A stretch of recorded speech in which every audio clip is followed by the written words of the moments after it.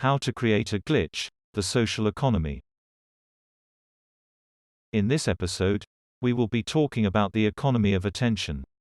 In previous episodes, we talked about the importance of free attention to determining the outcome of events. I strongly suggest that if interested in the content of this episode, you should listen to Season 3 Episode 2 beforehand. Specifically, in Season 3 Episode 2 we talked about how attention is passed around from actor to actor, and to the background, through emotional coupling. I won't revisit the content of that discussion, but strongly advise the listener to review the episode before continuing this one. In any event, as discussed in a previous episode, this conditioning of attention creates a corridor, so to speak, through which the attention of a person will be passed. This passing of attention creates opportunities for what are called confidence wages, namely expectations or predictions about what may happen in future events. Free attention improves one's ability to succeed in one's confidence wages. When these confidence wages are correct, it provides the actor with an extension of their social mobility both in a social and physical sense. Confidence is accretive to success. It is like a performance enhancer. Now, confidence is also exchanged socially through social contracts. That is to say, when two individuals form a social contract, they exhibit reliance, as explained in Season 12 Episode 6, and this reliance and the confidence it creates about one's expectations being met, assures socially that they will be able to accomplish their social goals.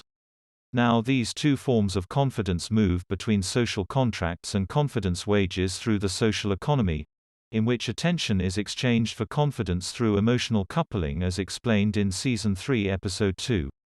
On the balance, the possessor of confidence achieves his or her social goals through social contracts. The possessor of free attention achieves his or her physical goals through confidence wages. Now, all of this is important as well to the nature of a consensual reality. The existence of less free attention permits greater discordance between two expectation fields. This discordance manifests as greater ability to impose a consensual reality upon others. But there are other implications as well. Emotional coupling is a dualistic form of relationship. But through social groupings, according to social geometry, mirroring of the tonic or the dominant by others, can enhance the coordination of the conditioning of this attention. For example, let's say two people are having a conversation. Person 1 is the dominant and is exhibiting mirroring interspersed by postural releases. Person 2 is the tonic. Now ordinarily, the attention of the tonic would be conditioned to the attention of the dominant and not free attention. But, if you add a third person into the mix, person 3, this person can mirror either the tonic or the dominant.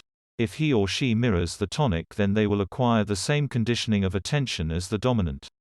If they mirror the dominant, they will acquire free attention, or background attention, in which case the system may become bimodal. The point is, the more people you add to a social interaction, the greater the number of arrangements of attention. These arrangements can become conditioned, which may impact each actor's free attention and the social contracts which they form. This free attention may impact their confidence wages as well. A system possessing 3 or more participants may follow social geometry, which will bring it out of the dualistic perspective of reality. Thus, group exchanges are not always dualistic, so long as they represent geometric arrangements as set out in Season 10 Chapter 2 of the Monologues. Thus, the social economy combined with social geometry produces a non-dualistic system which may represent a primordial unit class greater than 2. Now, breaking social contracts, or divisive expectations, as opposed to conjoint, produces a theft of confidence and free attention, because it is not conditioned attention. Social participants who break social contracts acquire the ability to perform better in goal-directed actions. But continuously breaking contracts destroys one's reliability and eliminates the willingness of others to participate socially. Thus, expectations must manage carefully to promote a person's objectives. More importantly, breaking expectation matching, rebuffing contracts, promotes free attention, which can improve the likelihood of observing a glitch. In this episode we will be talking about the application of this theory to economic activity. To start off, In an earlier episode we introduced the concept of the social economy. In this social economy, confidence is exchanged for attention and attention for confidence between two emotionally coupled individuals as a result of a social exchange. To summarize, confidence is acquired by the dominant due to the conditioning of the tonic's attention to her intentions. The tonic acquires confidence in his ability to perform goal-directed actions, or, in the language of the last podcast, in the facilitation of his intentions. Now, confidence is also exchanged along with reliance when people form social contracts. These contracts ensure consistent expectation matching within the social economy. In other words, people know that their expectations will be met due to the contract, which enables reliance and confidence as a result. Now, there is a third form of confidence acquired through what are called confidence wages. These wages are predictions or expectations about what will happen in the future, either regarding people or unpredictable or chance events. Individuals who make predictions which are proven correct acquire confidence in their actions. In a way, confidence wages are rather like forming a social contract with the environment to the extent they produce reliance and expectation matching. Now, the social economy is integrated into the monetary economy through contracts, wages and emotional coupling.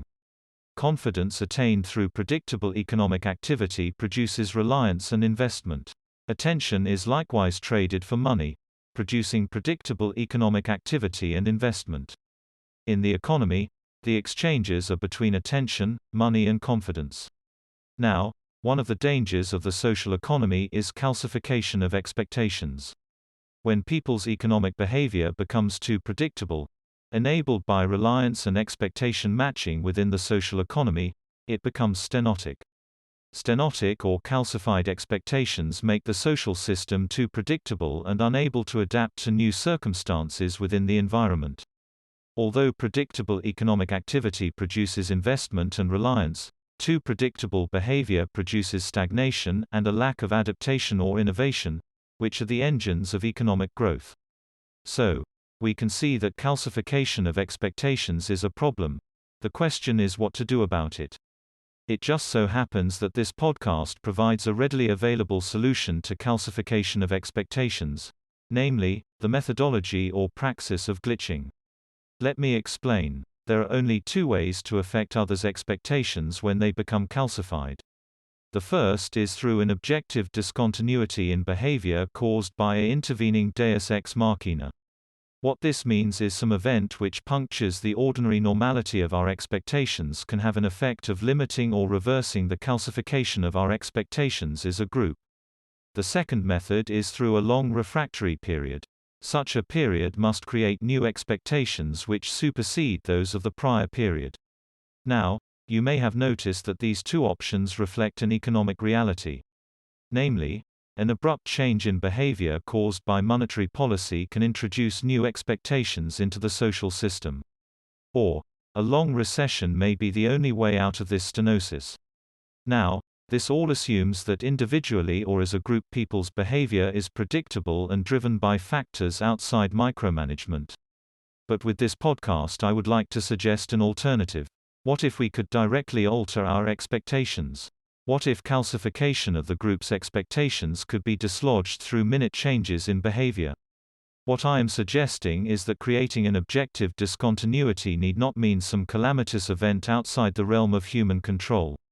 Perhaps it is as simple as changing one's patterns, altering one's rhythms, creating discontinuity, loosening associations. Exactly the prescription of this podcast to create a glitch in the matrix. Imagine that it were possible to induce massive system-wide changes in economic activity by compelling people to escape their bodily rhythms as in Chapter 1 of the complete series. Imagine, you could encourage people to change their consumption choices by purchasing tea instead of coffee for that early beverage.